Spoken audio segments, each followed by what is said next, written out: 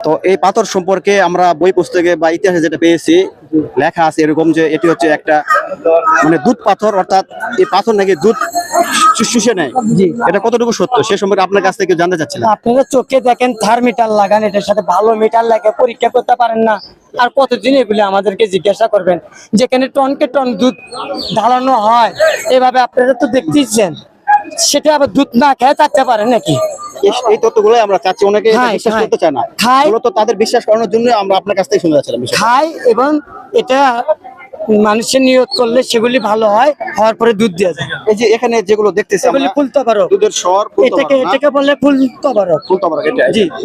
তো এগুলো আমরা অনেকে নিয়ত ফুলতে করে পারো খাচ্ছে না? বললে এটার আরেকটা নাম আছে। জি জি বলেন। এখান থেকে এটা পাচ্ছে ফুল প্রসাদ।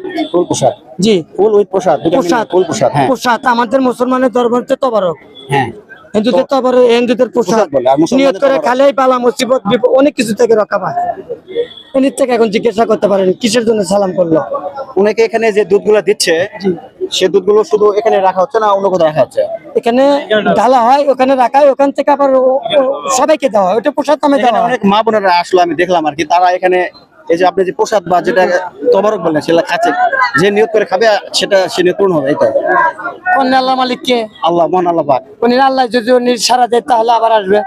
ঠিক আছে, তো ঠিক আছে, আপনাকে অনেক অনেক ধন্যবাদ।